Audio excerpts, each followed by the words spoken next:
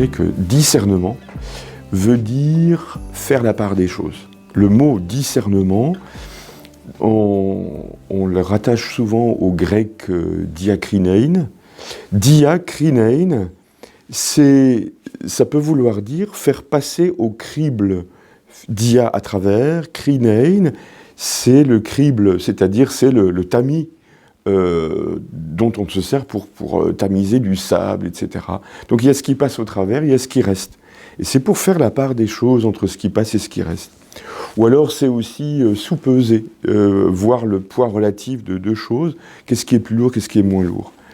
Donc discernement, c'est ça, c'est une réflexion en vue de faire la part des choses entre ce qui est, par exemple, plus important ou moins important, ce qui est urgent, ce qui l'est moins. Discerner, à mon sens, ça peut s'entendre sur deux registres. On parle souvent de discernement spirituel, on parle de discernement éthique. Donc, quand on dit éthique, on dit discernement en vue de décider. Quand on dit discernement spirituel, on dit aussi discernement en vue de décider, mais du point de vue de la foi.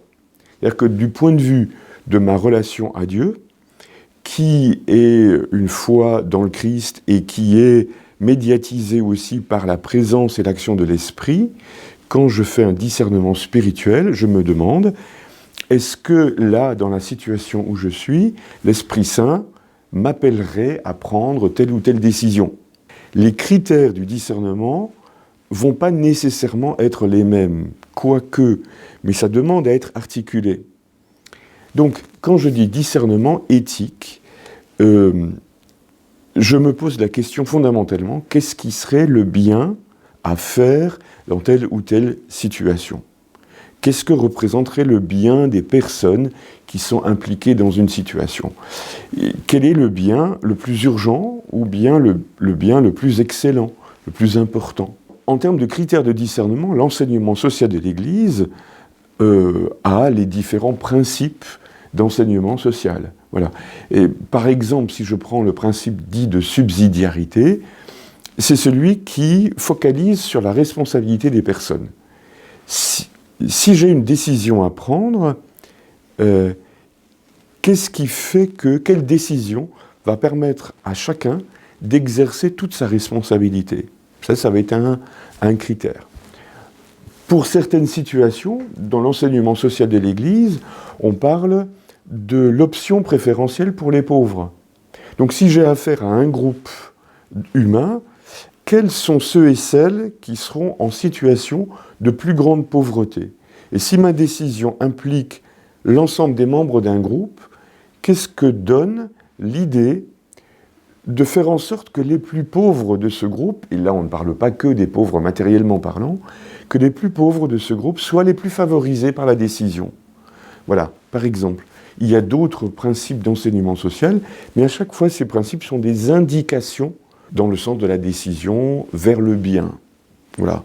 Si je prends le critère de discernement d'un point de vue spirituel, là, il y a une référence du Nouveau Testament que j'aime toujours prendre, c'est Galates 5, 22, 23, les fameux fruits de l'esprit, où Paul dit « Le fruit de l'esprit est amour, joie, paix, patience, bonté, douceur, serviabilité, maîtrise de soi », bon, toute une série de notions.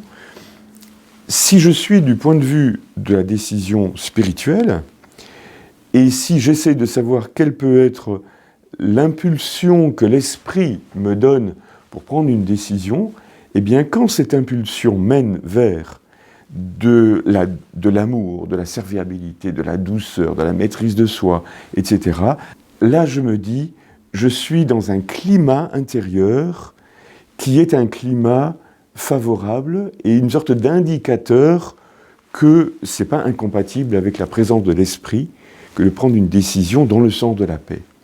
Ceci dit, je suis persuadé qu'on peut avoir une lecture qui est aussi laïque de ces critères de discernement, et que si je suis dans un contexte tout à fait laïque, en position de discernement éthique, seul ou avec d'autres, si j'ai présent à l'esprit que amour, joie, paix, patience, bonté, douceur, maîtrise de soi sont des critères favorables, je peux aussi prendre des décisions dans ce sens-là, sans faire mention de l'Esprit Saint, mais en sachant que ça va aller dans le sens de la meilleure décision pour un groupe.